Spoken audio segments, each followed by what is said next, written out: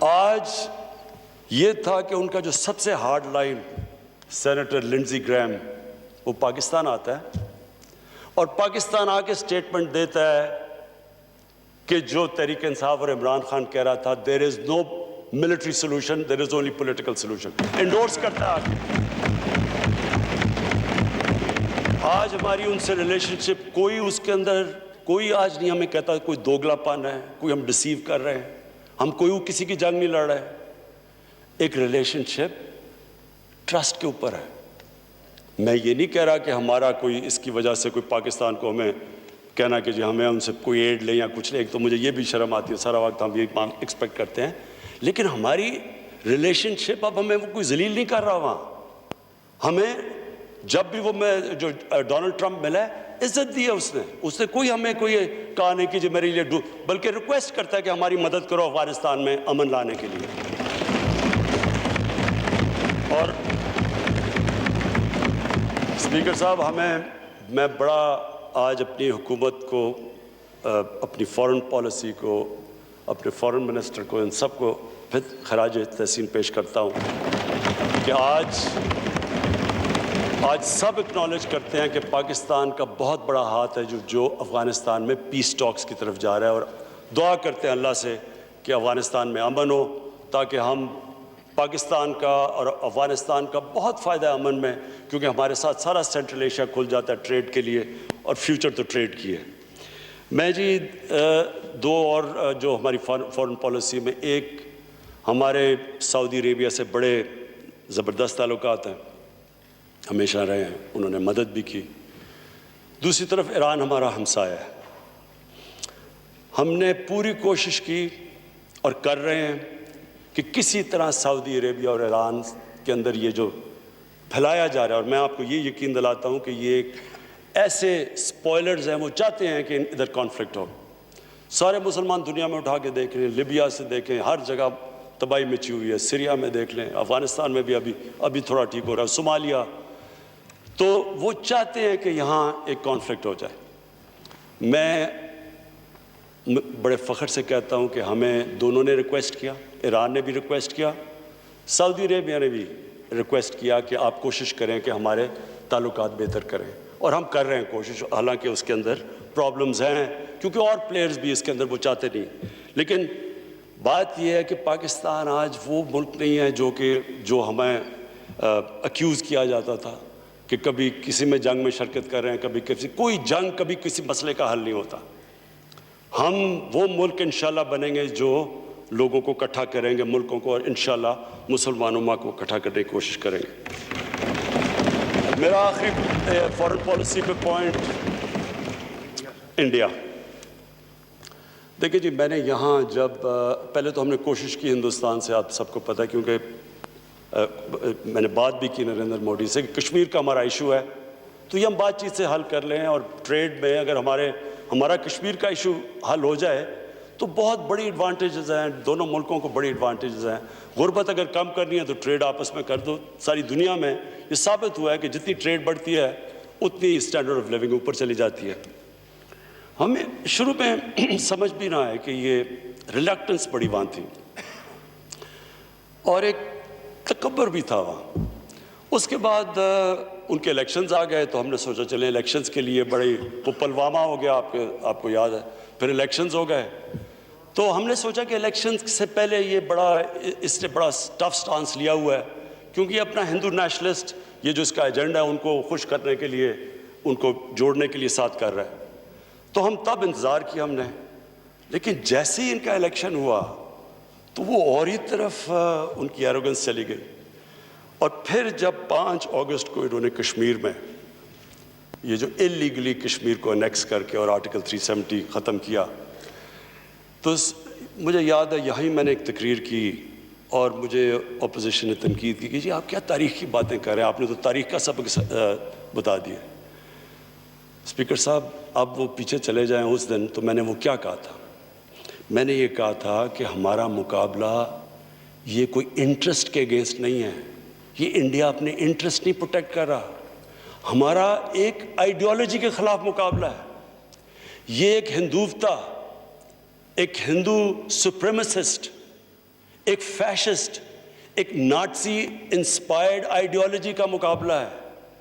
وہ پاکستان کو سمجھتے نہیں ہیں کہ یہ کوئی ملک جس سے کوئی ان کے تعلقات اچھے ہونے چاہیے. وہ ہمیں ایک اس سٹیٹ ادھر دبا کے رکھنا چاہتے ہیں جو اس وقت ہندوستان میں مسلمان دبایا ہوا انہوں نے. تو اسپیکر صاحب, میں نے تو یہ تب بھی یہ کہا کہ اس کے بڑے سیریس ریپرکشنز ہیں, کیونکہ یہ جس طرف آپ جا رہے ہیں, اور آپ نے دیکھا ہوگا کہ اب انہوں نے کئی جگہ پہ پاکستان کی کشمیر کو, اپنے آزاد کشمیر کو اندر شامل کیا ہوا ہے, کیونکہ ان کی سوچ کچھ اور ہے. اور اس کے بعد میں یونائٹڈ نیشنز گیا, ادھر میں خود لیڈرز کو ملا, سارے ہیڈز, ٹرمپ انکلوڈڈ, جس نے کہا میں کشمیر میں میڈیٹ کروں گا, سب کو میں نے سمجھایا کہ ہندوستان میں ایک بہت بڑا ایک عذاب آ گیا ہے, صرف مسلمانوں پہ نہیں, یہ ہندوؤں کے اوپر بھی بہت بڑا عذاب ہے. یہ جو آدمی آ گیا ہے, یہ ایک فنیٹک ہے, جس نے گجرات میں جو کیا تھا, ایک چیف منسٹر نے اجازت دی 3 دن کے لیے, مسلمانوں کو جس طرح قتل کیا, عورتوں کو ریپ کیا, 1 لاکھ لوگ ریفیوجی ہوئے. تبھی سمجھ آ جانی چاہیے تھی یہ نارمل آدمی نہیں ہے.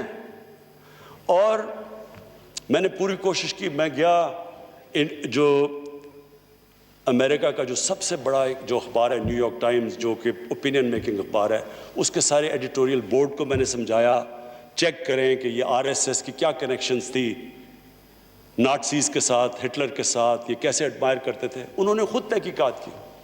آج آپ دیکھیں, یہ 5 اگست سے آج تک لے لیں, کبھی انٹرنیشنل میڈیا اور امریکن میڈیا میں کبھی بھی ہندوستان کو وہ کرٹیسزم نہیں ہوئی, وہ جو انہوں نے کشمیر کے لیے نہیں بولے جو آج وہ بول رہے ہیں. کبھی بھی ہندوستان کو انٹرنیشنل میڈیا میں وہ کنڈیمنیشن نہیں ہے جو آج مل رہی ہے. کبھی پاکستان کو آج بنگلہ دیش کے بننے کے بعد یہ پہلی دفعہ ہے کہ پاکستان کو باہر بہتر میڈیا ملتا ہے بنسبت ہندوستان کے. 1965 کے بعد یونائٹڈ نیشنز کی سیکورٹی کاؤنسل میں 2 دفعہ یہ ایشو اٹھایا گیا. اس سے پہلے کبھی ایک ڈیڈ ایشو تھا, اور یہ ہماری بہت بڑی کامیابی تھی اسپیکر صاحب کہ خود وہاں میڈیا سے انٹریکٹ کیا. جب میں نیو یارک تھا, یونائٹڈ نیشنز کی سیکورٹی کاؤنسل میں نے یہ اٹھایا, یہ کشمیر کا سمجھایا لوگوں کو RSS کا. اور اس سے آج آپ دیکھیں کہ سارے جتنے بھی جو اسٹیبلشڈ ویسٹرن اخبار ہیں, سب کے اندر ان کو جو اب جو یہ RSS کو کہا جاتا ہے کہ جو کیسے انہوں نے تباہی مچا رہی ہے, سیکولرزم کی ختم وغیرہ وغیرہ, تو یہ ایک ہمارا بہت بڑا کریڈٹ تھا. لیکن مجھے صرف افسوس سے یہ کہنا پڑتا ہے کہ جب وہ UN سے ہم وہ پورا امریکہ کا ٹور سے واپس آئے, اور ہمارا کام تھا کہ اب اس کو اور آگے لے کے جاتے, تو یہاں ایک ڈرامہ شروع ہو گیا کہ جناب وہ گورنمنٹ جا رہی ہے, کنٹینر آ گیا, سب آ گئے. وہ سارا 1 مہینے کے لیے جو پیک جانا چاہیے تھا کشمیر ایشو کا, انفارچونیٹلی وہ نیچے چلا گیا.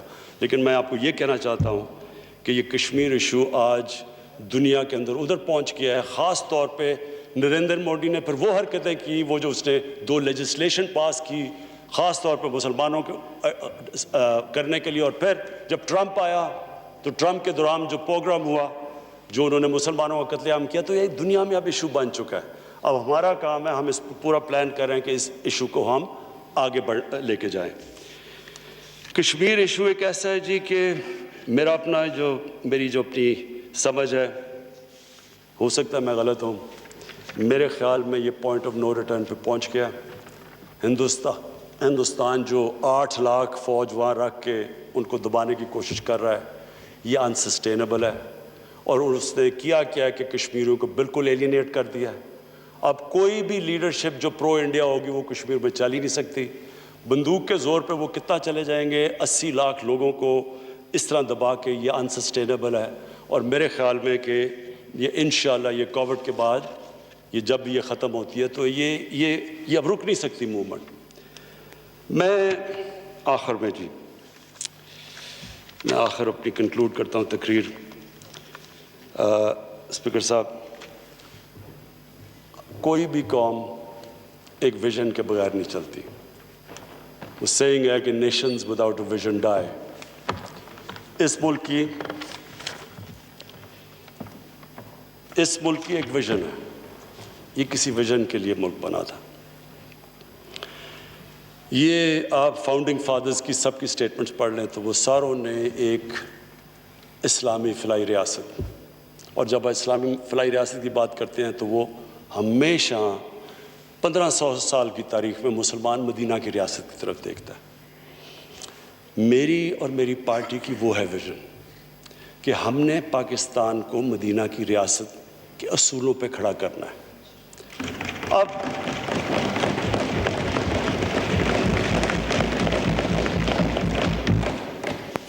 اسپیکر صاحب، جب سے ہماری گورنمنٹ آئی ہے، کہیں کوئی پہاڑ پہ ایکسیڈنٹ ہوتا ہے تو کدھر ہے جی مدینہ کی ریاست، کہیں کوئی بیماری ہوتی ہے، کووڈ آتی ہے، مدینہ کی ریاست کدھر ہے؟ دیکھیں جی، لوگوں کو پتہ ہی نہیں ہے۔ میں ذرا تھوڑا سا 5 منٹ لے کے بتانا چاہتا ہوں کہ مدینہ کی ریاست کیا تھی، اور میں یہ چاہتا ہوں کہ ہمارے سارے بچوں کو اللہ ایمان کسی کو دیتا ہے وہ ایک اللہ کی، صرف اللہ کے پاس ہے۔ اللہ نے کسی کو جورسڈکشن نہیں دی کسی کو ایمان دے۔ نبی صلی اللہ علیہ وسلم کو بھی اللہ نے کہا کہ تمہارا کام ہے کہ صرف پیغام دینا، ہدایت کیا وہ انسان میں ایمان آتا ہے وہ اللہ کی جورسڈکشن ہے۔ لہٰذا قرآن میں دین میں کوئی زبردستی نہیں ہے۔ ہمارا دین ایک ایسا دین ہے جس میں ہم کئی دفعہ غلط حرکتیں کرتے ہیں کہ جی زبردستی کسی کے، یہ تو اللہ کا ایک خاص اس کی خاص نعمت ہے کہ وہ کسی کو ایمان دے دے یا نہ دے۔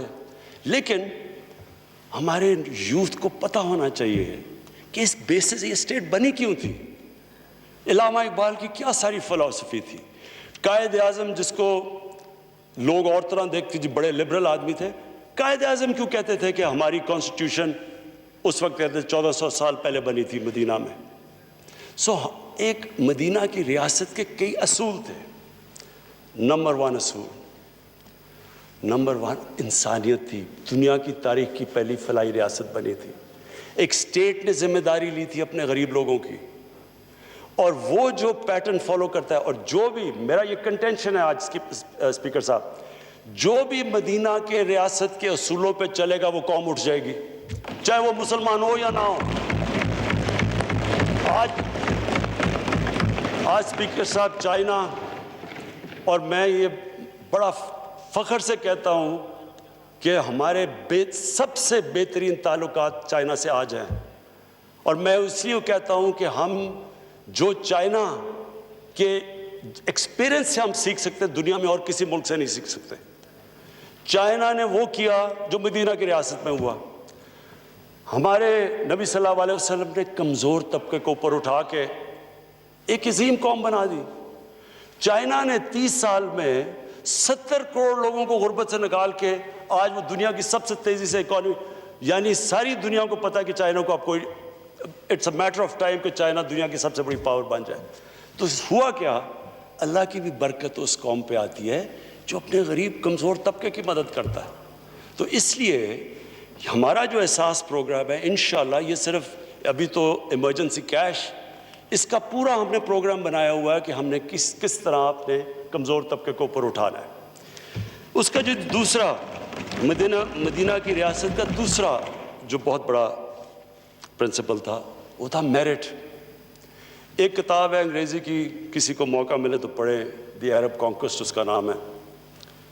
وہ لکھتی ہے کہ کیا ہوا کہ نبی صلی اللہ علیہ وسلم جنگ بدر، جی جی جی جی جی جی جی پلیز اسپیکر صاحب، میڈم پلیز اسپیکر صاحب پلیز میری ذرا یہ بات سن لیں، یہ میں ختم کر رہا ہوں اپنی تقریر۔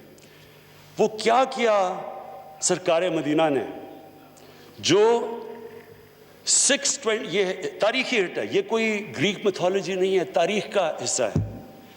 624 یا 25 میں جنگ بدر ہوتی ہے، 313 لوگ ہوتے ہیں، اور 636 میں 11 سال کے بعد جو سپر پاور تھی ایک بیزنٹائن ایمپائر، وہ کولیپس کر جاتی ہے، ان کے سامنے گھٹنے ٹیک دیتی ہے یارموک میں 11 سالوں میں۔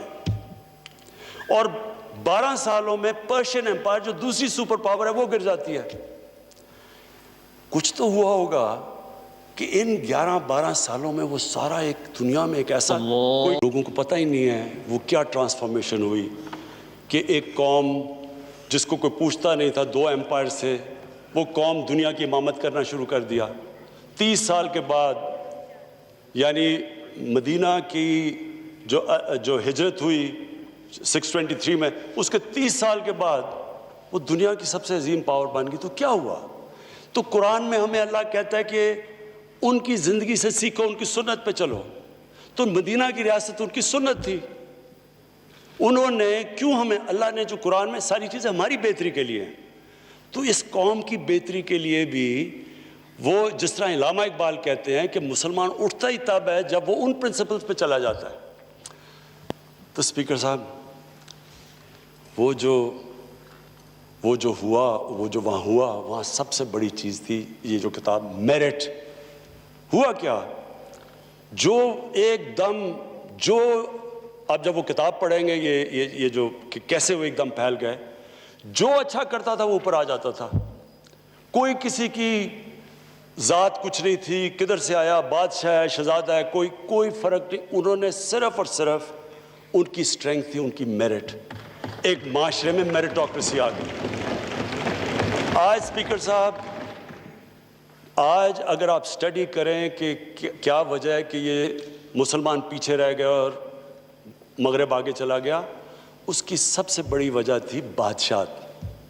بادشاہت کے اندر میرٹ نہیں تھا. بادشاہت کے اندر خون کی وجہ سے لوگوں کو ملتا تھا. تو جب مغل پہلے 6 مغل بادشاہ 185 سال انہوں نے حکومت کی, ایک سے ایک بہتر تھا. لیکن اورنگزیب کے بعد 6 نے 185 سال حکومت کی, اورنگزیب کے بعد 13 سالوں میں اگلے 6 نے حکومت کی کیونکہ کسی میں کیپبلٹی نہیں تھی. اور بعد شہزادوں میں کسی میں کیپبلٹی نہیں تھی. اس کے بعد ایگزیکٹلی وہی ہوا آٹومن ایمپائر کے ساتھ, عثمانیہ سلطنت. سلیمان کے بعد اس کے بعد کون آیا؟ اس نے جو اصل جس شہزادے نے آنا تھا, جس کو ٹرین کیا ہوا تھا, جو کیپبل تھا, اس کو سازش کر کے مروا کے تو ایک بیوی نے اپنا بیٹا لے آئی جو سلیمان کی فیورٹ تھی. اس کے بعد ان کی ڈکلائن شروع ہو گئی. سو ڈیموکریسی کیوں پریویل کی؟ جتنی ڈیموکریسی میں میرٹ ہوتی ہے اتنی ڈیموکریسی آگے چلی جاتی. الیکشن میں ڈیموکریسی نہیں ہے, ڈیموکریسی میں میرٹ ہوتی ہے اور ڈیموکریسی میں اکاؤنٹیبلٹی ہوتی ہے لیڈرشپ کی. اس کی وجہ سے ڈیموکریسی بادشاہت کو پیچھے چھوڑ گئی. آج چائنا آگے نکل گیا ہے.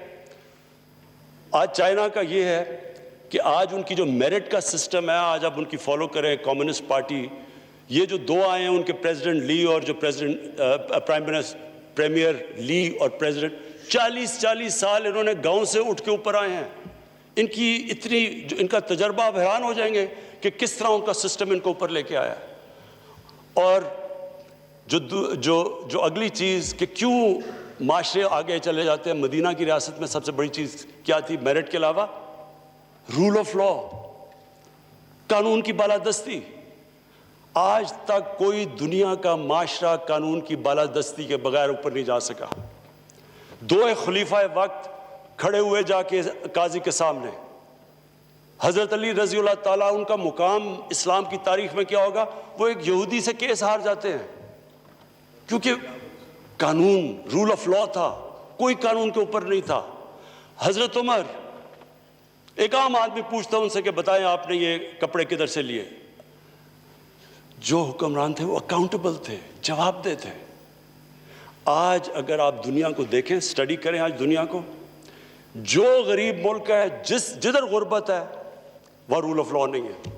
کوئی مجھے ملک بتا دیں افریقہ کے اندر ملکوں کے پاس ہیرو ہیں, پیسے ہیں, منرلز ہیں, سب کچھ ہیں, تیل ہے, غربت کی انتہا ہے. جب سٹڈی کریں گے وہ رول آف لا نہیں ہے. وہاں لوگ ان کے حکمران سارے, آپ ان کی پوری سٹڈی کریں, ان کے بھی حکمران وہاں سے پیسے چوری کر کے باہر کے ملکوں میں لے جاتے ہیں. جب تک آپ رول آف لا نہیں لے کے آتے اور رولرز اکاؤنٹیبل نہیں ہے, یہ جو سارا پروسیس شروع ہوا تھا ویسٹرن ڈیموکریسی کا, یہ جو ویسٹ منسٹر کی ہے, وہ میگنا کارٹا سے شروع ہوا تھا. وہ کیا تھا؟ بادشاہ کو قانون کے نیچے لانا, وہ پروسیس شروع ہوا تھا. تو ہم آج پاکستان میں یہ اپنے ذہن میں ڈال رہے ہیں کہ کوئی ملک آج تک جب تک ان کے جو حکمران ہیں ان کو ملک کے قانون اپلائی نہیں کرتے اور وہ اکاؤنٹیبل نہیں ہیں، وہ جواب دہ نہیں ہیں، وہ ملک ترقی نہیں کر سکتا۔ آج تقریباً 1 ٹریلین 1000 ارب ڈالر غریب ملکوں سے جاتا ہے امیر ملکوں میں ہر سال، اور اس میں سے ایک تو ٹریڈ سرپلس ہوتا ہے کیونکہ ان کے زیادہ چیزیں ہم خریدتے ہیں ان کی، لیکن دوسرا جو رولنگ ایلیٹس ملک سے پیسہ چوری کر کے باہر بیچتی ہیں، یہ سب سے بڑی وجہ ہے کہ ان ملکوں میں غریب امیر میں بھی فرق ہو جاتا ہے اور غریب ملک اور امیر ملکوں میں فرق ہو جاتا ہے۔ اسپیکر صاحب، میرا کوئی کسی سے لڑائی نہیں ہے، میں پہلے دن سے جب یہاں آیا ہوں تقریر نہیں کرنے دی مجھے، جب میں بات کرتا ہوں شور مچتا ہے، غلط باتیں کرتی ہیں، میری کسی سے کوئی لڑائی ہے؟ مجھے ان سب کو جو بھی یہ سمجھتا ہے کہ یہ میں کسی سے لڑائی کی وجہ سے یا کوئی میں اپنے دشمنیاں کسی سے ہیں، میری کوئی کسی سے دشمنی نہیں ہے۔ میں آج آپ کے سامنے کہہ رہا ہوں کہ اگر پاکستان کے اندر ہمارے ملک میں اگر صحیح معنی میں اکاؤنٹیبلٹی پروسیس نہ چلا، ہم کسی صورت اتنا پیسہ نہیں اکٹھا کر سکتے اپنے بچوں کو تعلیم دینے کے لیے، صحت ان کے علاج کرنے کے لیے، ہسپتال ٹھیک کرنے کے لیے، ہم آگے بڑھ ہی نہیں سکتے۔ اور نہ ہم کیا کوئی ملک نہیں بڑھا۔ اب سوئٹزرلینڈ کے پاس کیا ہے، نیوزی لینڈ کے پاس کیا ہے، ان کے پاس تو کچھ بھی نہیں ہے۔ پاکستان کے پاس جو منرل ویلتھ پہ ہم بیٹھے ہوئے ہیں، ہمارے پاس جو ریزروز ہیں، آپ کو پتہ ہے پاکستان نمبر 5 پہ ملک میں ہے جس میں 3-4 مین جیم سٹونز ہوتے ہیں، 3 اس میں سے 5th بگیسٹ ریزروز ہیں 3 جیم سٹونز کے پاکستان میں۔ غریب ترین ملک ہے، وہ چوری ہو کے باہر جا رہے ہیں، کوئی ملک کو فائدہ ہی نہیں ہو رہا۔ ہمارے پاس یہ جو ریکو ڈیک کا یہ کیا ہوا ہے؟ کرپشن کی وجہ سے یہ سارا پھنسا ہوا ہے، جدھر ہر پاکستان کو پیسہ فارن ایکسچینج آنا چاہیے تھا، نہیں آ رہا۔ وہ کارکے کا وہ ہوا سارا، وہ کرپشن کی وجہ سے 190 ارب روپے کا ہمارے اگینسٹ ڈیمیجز ہو گئے۔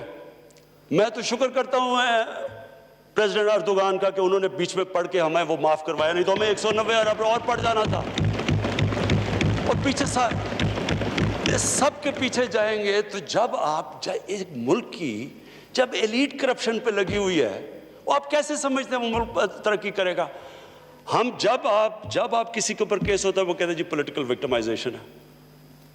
مجھے یہ بتائیں کہ میرے اوپر پولیٹیکل وکٹمائزیشن نہیں تھی جب انہوں نے میرے اوپر 2002 کا فلیٹ ڈکلیئر ہوا، مجھے انہوں نے سپریم کورٹ میں 6 کیسز کر دیے، میرے الیکشن کمیشن کے اندر مجھے سپریم کورٹ میں 2 کیسز کیے۔ کیا میں نے کہا کہ کبھی میں نے کہا وکٹمائزیشن ہے؟ میں جواب دیتا، میں جب وہ فلیٹ لیا تھا میں ساری دنیا جانتی ہے میں انٹرنیشنل کرکٹر تھا، میں تو جواب دہ ہی نہیں تھا، میرے پاس تو کوئی پبلک آفس نہیں تھا۔ اس کے باوجود 10 مہینے میں اسپیکر صاحب جو میرے سے سپریم کورٹ نے جواب مانگے میں نے دیے، 40 سال پرانے کانٹریکٹ دیے، مارگیجز دکھائے، کدھر سے پیسہ آیا، مارگیج میں کتنا گیا، کب وہ مارگیج دیا، فلیٹ کب بکا، بیوی سے جو پیسے لیے ہوئے تھے یہاں زمین لینے کے لیے۔ آپ کو پتہ ہے سپریم کورٹ نے میرے سے پوچھا کہ جناب آپ بتائیں، ثابت کریں کہ آپ نے بیوی کو پیسے واپس کیے تھے۔ وہ بیوی نے ای میل دے رہی ہے کہ ہاں اس نے پیسے واپس کیے تھے، انہوں نے کہا نہیں ثبوت دو۔ یہ کبھی ہوا ہی نہیں ہے ایسے کہ وہ بیوی کہہ رہی ہے پیسے، وہ کہتے نہیں۔ بینک سٹیٹمنٹس نکال کے دی 15 سال پرانی جو میرا ٹرانزیکشن بیوی کے ساتھ تھا، منی ٹریل دی، سارا جو پیسہ وہاں سے حلال کی کمائی کا باہر سے پاکستان لے کے آیا اس کی منی ٹریل دی۔ اسپیکر صاحب کوئی میں نے کمال نہیں کیا، یہ ہر اس ملک میں جس میں جنون ڈیموکریسی ہے وہاں ایک لیڈر کو جواب دینا پڑتا ہے، کیونکہ وہ امانت دار ہوتا ہے، وہ پبلک کے پیسے کا امانت دار ہوتا ہے۔ یہ کوئی وکٹمائزیشن نہیں ہے۔ اور یہ جو نیب ہے یہ ہم نے تو نہیں نیب بنائی، ایک آدمی ہم نے بھرتی نہیں کروایا، نیب تو پرانی ہے، 90% کیسز بھی پرانے ہیں، لیکن گالیاں ہر روز مجھے پڑتی ہیں کہ جناب دیکھیں عمران خان نے یہ کر دیا وہ کر دیا۔ دیکھیں اسپیکر صاحب، میں چاہتا ہوں کہ ہماری پارلیمنٹ چلے، میں چاہتا ہوں کہ ڈبیٹ ہو صحیح، کیونکہ ڈبیٹ کے بغیر آئیڈیاز تراشے نہیں جاتے۔ ڈبیٹ سب سے امپورٹنٹ چیز ڈیموکریسی کی اکاؤنٹیبلٹی اور میرٹ کے بعد تیسری چیز ہے وہ ڈیبیٹ ہوتی ہے. ڈیبیٹ سے کیا ہوتا ہے؟ اب دیکھیں انگلینڈ کے اندر بریکسٹ کوئی بھی نہیں سمجھ رہا تھا کہ اتنے دو آدھا ملک ڈیوائیڈ ہو گیا, ایک کہتا رہنا ایک کہتا نہیں رہنا, لیکن انہوں نے کس طرح ڈیبیٹ کے بعد ایک ملک اکٹھا ہو گیا. یہ سب سے بڑا کمال ہوتا ہے. یہاں ڈیبیٹ ہی نہیں ہو سکتی, جب بات کرو وہ شروع ہو جاتے ہیں کہ جی وہ نیب نیازی نیکسس یا کبھی کچھ شروع ہو جاتے ہیں. یعنی اس طرح تو ملک دیکھیں نا. اسپیکر صاحب میں نے تو نہیں نیب بنائی, پوائنٹ یہ ہے کہ کیا فنڈامنٹل پرنسپل یہ ہے, کیا ہمارے جو اقتدار میں لوگ رہتے ہیں وہ جواب دینا چاہتے ہیں اپنی ویلتھ کا یا نہیں دینا چاہتے, اور اگر وہ نہیں دینا چاہتے تو باقی کیوں دیں گے. آپ جو کلچر ہوتا ہے وہ اوپر سے سیٹ ہوتا ہے. وہ کہتے ہیں fish rots from the top. جب اوپر سے خراب ہوتا ہے وہ سارا معاشرہ نیچے تک تباہ ہو جاتا ہے.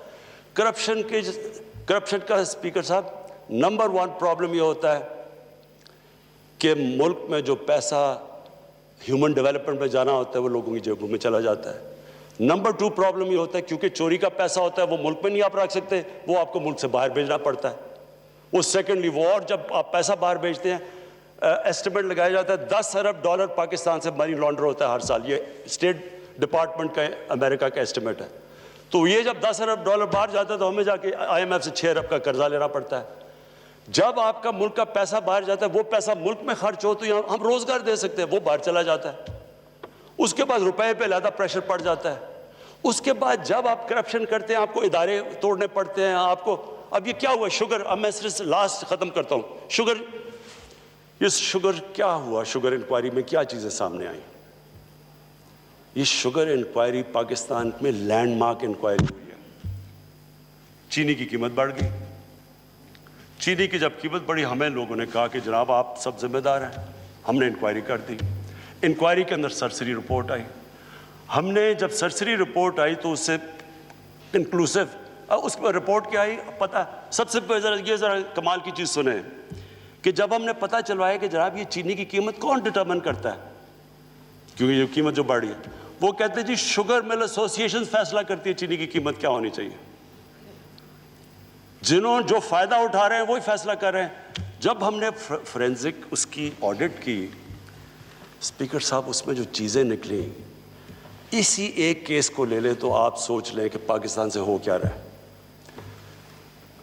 سب سے پہلے کیا چیز نکلی, 29 ارب روپے کی 4 سالوں میں سبسڈی لی انہوں نے,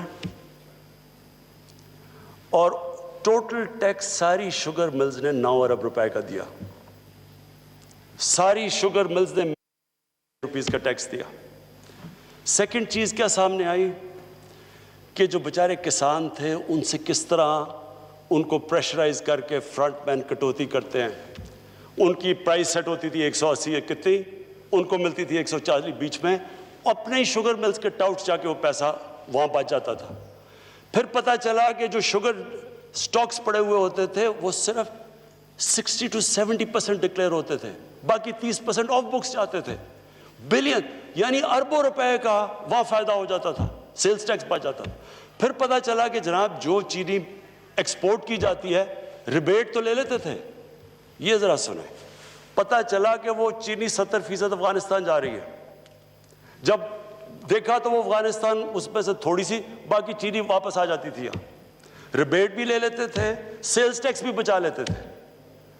اور اوپر سے جب میں نے وہ چائنیز پرائم منسٹر سے ملا اور ہم اپنی ایکسپورٹ بڑھانے کی, ہمارے کرائسس ہوا تھا فورن ریزرو, ہمارے پاس فورن ایکسچینج ریزروز کا, تو جب میں نے چائنیز پرائم منسٹر کو کہا کہ جی ہم اس نے کہا سرپلس کیا, میں نے کہا جی شوگر ملز نے ہمیں سب نے کہا کہ جناب اگر آپ چینی نہیں اٹھائیں گے تو ہم کسانوں سے نہیں لیں گے تو کسان سڑکوں پہ آ جائیں گے تو آپ کو ریبیٹ دینی پڑے گی.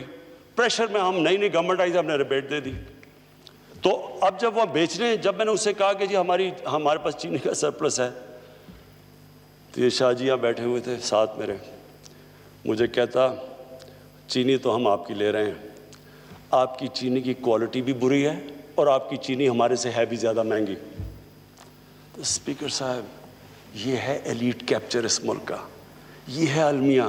اور یہ میں آج آپ کو بتا رہا ہوں, یہ جیسی ہم کھولتے جائیں گے آگے, یہ آپ دیکھیں گے کہ یہ سارا ملک میں ایسے ہو رہا ہے. جو لوگ اوپر بیٹھے ہوئے ہیں, پاکستان, FBI, سب ملے ہوئے تھے. انہوں نے 2 بکس رکھی ہوئی تھی. ایک بک کے اندر کہ وہ جو آفیشل ہے, دوسری بک کے اندر باقاعدہ رکھا ہوا ہے کہ کین کمشنر کو کتنے تنخواہ جا رہی ہے, وہ FBI والے کو کتنے پیسے جا رہے ہیں. باقاعدہ کتابوں میں لکھا ہوا ہے کہ ساروں کو رشوت دے رہے تھے. تو میں صرف یہ کنکلوڈ کرتا ہوں اسپیکر صاحب, میں اپنی اپوزیشن سے بڑے رسپیکٹ سے کہنا چاہتا ہوں, میری کوئی کسی سے دشمنی نہیں ہے, نہ میں کوئی بدلہ لینا چاہتا ہوں. میں صرف یہ بلیو کرتا ہوں کہ ہمارا ملک, اللہ نے اس کو اتنی نعمتیں دی ہیں, اللہ نے اس سے کیا کیا چیزیں نہیں ہمیں دی, لیکن جب تک اس ملک کے اندر رول آف لا مینس کہ every one is equal in front of law, جب تک رول آف لا اور لیڈرشپ کی اکاؤنٹیبلٹی نہیں ہوگی, ہم بھی وہی سارے بنانا ریپبلکس کی طرح ایک سمندر ہوگا غریبوں کا اور تھوڑے سے امیر لوگ ہوں گے. شکریہ. بریک برائے نماز, وقفہ برائے نماز.